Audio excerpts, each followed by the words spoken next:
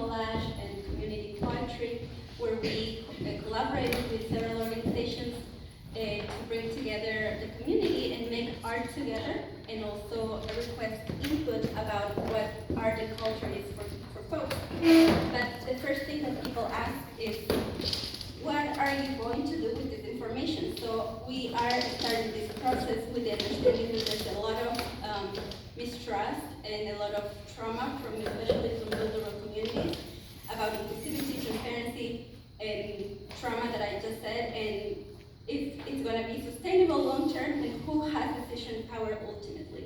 So we are entering this process with that. Okay, so the first question we asked, we've been very abstract, and we asked, like, what does art mean to you? And so with that question, we really get very abstract answers as well. So we have a lot of one-word comments that say wonder, culture, expression, beauty, and celebration, which is true. But then what do we do with that? So from all my conversations, community events that I attended since April until now, I feel like we have to address the elephant in the room. So the ultimate question is about basic needs. And the reality is that art touches everything. So what do we actually, how do we value, what do we value in life? How do we assign resources? That's ultimately what people want to know. And it goes to housing, education, health and wellness, safety, time, resources, community connection, and effective governance. So basically, people are telling us we need to demand an intersectional approach and advocacy to all sectors through the art lens. So what about housing? In housing, we can have creative space. So basically, art studios, there's not enough art studios, galleries, makerspaces, shared workplace, collectives, educational institutions, public space, private homes, all of these places. Some people have them, some people don't have them. Many people are asking for that because there's a crisis of many artists not having a place where they can work. Infrastructure.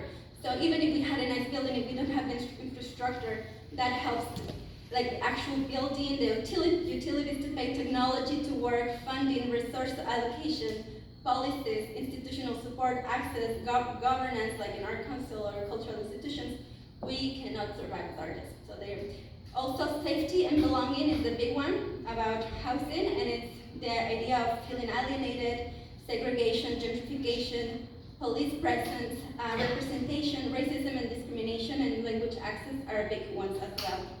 When we go to education, there's people that do have formal education, some people that say that they are lacking formal education. K-12 art education programs don't do a lot of work in teaching kids art. In my case, my own kids go to bilingual school system, and they don't have art classes the whole year. There's also the idea of non-formal education, professional development, interdisciplinary art education, which is what people are asking for, because not everybody goes to college to be an artist.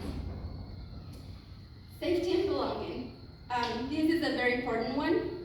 There's, of course, the idea of physical safety to health and safety regulations and OSHA standards and all that, but also, very importantly, psychological safety. So there's the idea of zero tolerance policies for harassment and hate speech, mental health support. There's a lot of artists that are making art because they need it, because it's a way to express their rage. And I've had a group of artists that were talking about that and how important this is. Cultural and emotional safety, there's a lot about historical trauma. And it's exercises like these that feel so rushed, that feels so pressured, that people don't trust it anymore. So we in our community engagement process, we need to be very mindful about this historical trauma, how we avoid cultural appropriation, misrepresentation, and tokenizing of people of color. Freedom of expression. People have asked about their art being censored, and they don't like that. When we were talking about time, people normally say, I don't have time to experience art and to do art. I wish I had time, but I don't have time. So this really comes back to this idea of perception of time, and that we think about art as only productivity, and some artists that have to deal with the idea that people think that they're lazy because they're not working, but they are actually workers, and art becomes a sign of privilege and prestige for those that can do it. Workaholism, people work a lot, they don't have time to do art and experience art. So what people are telling us is creatively make time for art. And so please use an intersectional approach.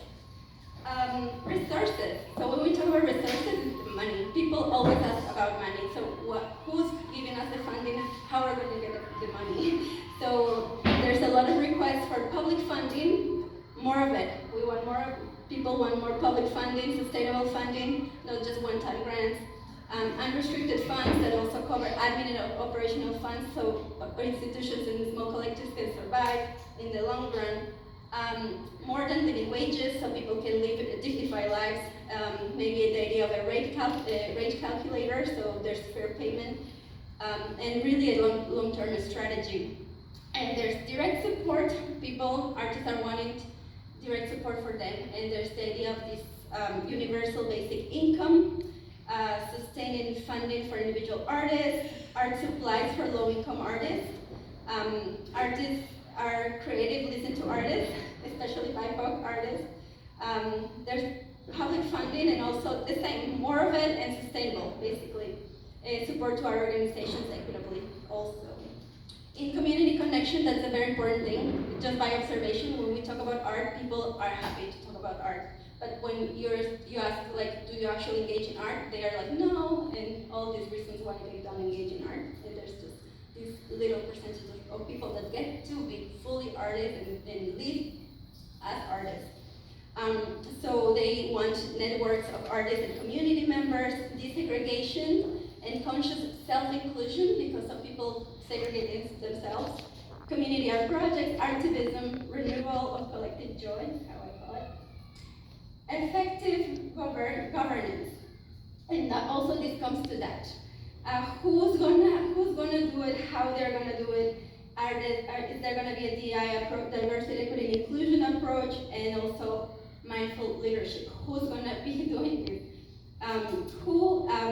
There's people that have different ideas because we are a broad community. Government institutions have responsibility in governing, in managing arts and culture, maybe an arts council, an arts commission, community-led efforts, advisory boards, representative umbrella organization. There's all these ideas there, and people are interested in exploring all of those.